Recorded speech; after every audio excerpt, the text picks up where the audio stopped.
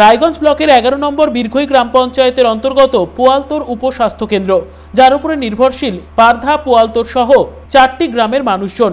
অথচ দীর্ঘদিন থেকে এই উপস্বাস্থ্য কেন্দ্রের বেহাল অবস্থা। একচিলতে ভাড়ার ঘরে কোনো রকমে পরিষেবা প্রদান করা হচ্ছে প্রসূতি মায়েদের। এই উপস্বাস্থ্য কেন্দ্রে রয়েছেন 6 জন কর্মী। একচিলতে ঘরের মধ্যে 6 জনই কোনো রকম ঠাসাঠাসি করে বসেন।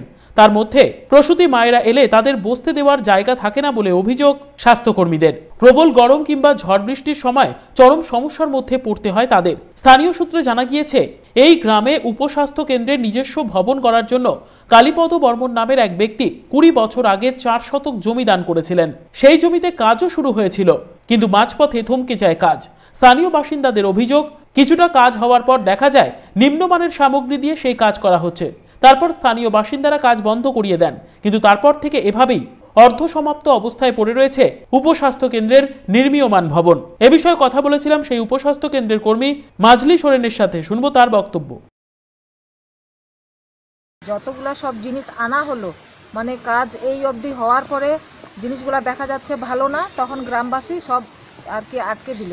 তখন বাকি জিনিসগুলা এখান থেকে কোথায় চলে গেল সেটা কিন্তু আমরাও জানি না। আমাদের সুপারভাইজার এসেছিল, মেম্বারের সাথে কথা বললো, তো বলছে কি হবে হবে, এই হবে হবে বলতে জিনিসগুলা কোথায় চলে গেল কিন্তু আজও আমরা কিছু দেখতেই তো পাচ্ছি না কি হচ্ছে, কাজ কবে হবে। আমরা এই আমাদের ডেপুটি 3কেও আমরা মান্থলি মিটিংয়ে বলেছিলাম, উনিও বলল কি যে দিদি আমি দেখছি। আমার ফার্স্ট নেম দিদি বললো যে স্যার দেখেন একবার আমার ঘরটা কতদিন পড়ে থাকবে।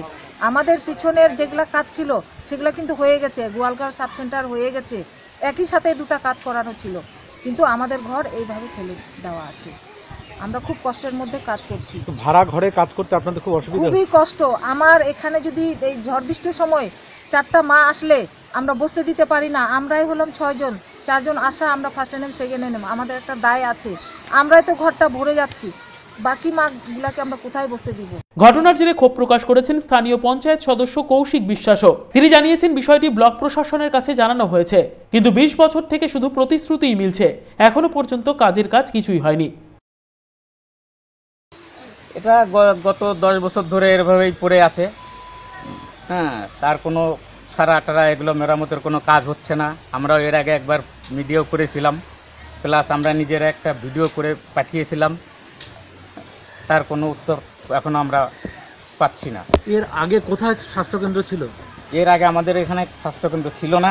বর্তমান আমাদের একটা ভাড়া রুমে নিয়ে আমাদের যে কর্মীরা আছে স্বাস্থ্যকেন্দ্রে, তারা ভাড়া রুমে নিয়ে কাজটা চালাচ্ছে। কতজন কর্মী আছেন এই মুহূর্তে স্বাস্থ্যকেন্দ্রে? আমাদের এই মুহূর্তে কর্মী আছে 4, 5, 6 জন। 6 জন। তো এইরকম অবস্থায় দরে আছে, আপনারা কাউকে কিছু জানাননি? আমরা জানিয়েছি অলরেডি, এর আগে আমরা ভিডিও করেছিলাম, অলরেডি আমরা বিডিও অফিসে, এসডিও অফিসেও জানিয়েছি। কোনো তারা কি বলছেন? তারা বলছে যে আমরা করব, আগে দেখছি, আমরা চেষ্টা করছি। আমরা কথা বলেছিলাম জমিদাতা কালীপদ বর্মনের সাথে। তিনি জানিয়েছেন, উপস্বাস্থ্য কেন্দ্রের জন্য জমি দান করেছিলেন এলাকার মানুষ যাতে পরিষেবা পায়, কিন্তু তার সেই ইচ্ছা পূরণ হয়নি, যার জেরে আক্ষেপ প্রকাশ করেছেন কালীপদ বাবুও। এই স্বাস্থ্যকেন্দ্র জমিটা কি আপনি দান করেছিলেন? আমি দান করেছি। কত কাঠা জমি আছে এখানে? আছে 4 শতক। 4 শতক। কতদিন আগে? হ্যাঁ, কতদিন আগে দান করেছিলেন জমিটা? কতদিন তো হলো, কিন্তু এটা মাইনত প্রথমে আমলে, মাইনতের বউ যে সাহেজা খা বিবি নাকি ছিল, ওর আমলে। তার মানে আনুমানিক 20 বছর হবে ধরেন। এই অবস্থায় পড়ে আছে দীর্ঘদিন ধরে, আপনারা কিছু জানাচ্ছেন না? যিনি মেম্বার আছে তাকে? নাম্বার তো গেল, 2-3 নাম্বার গেল, আরো অন্যান্য নাম্বার গেল। তা আপনি যে দান করলেন, তার আপনার ইচ্ছাটা পূরণ হলো না? কেন হবে? এটাতে মন খারাপ লাগছে না? যেখানে একটা স্বাস্থ্যকেন্দ্র হলে স্থানীয় লোকদের সুবিধা হতো। নাম্বার যদি না করে আমরা মূর্খ লোক কি করবো? পুরো বিষয়টি খতিয়ে দেখার আশ্বাস দিয়েছে স্বাস্থ্য দপ্তর। হীরক মুখার্জি রিপোর্ট, কুলিক নিউজ, রায়গঞ্জ।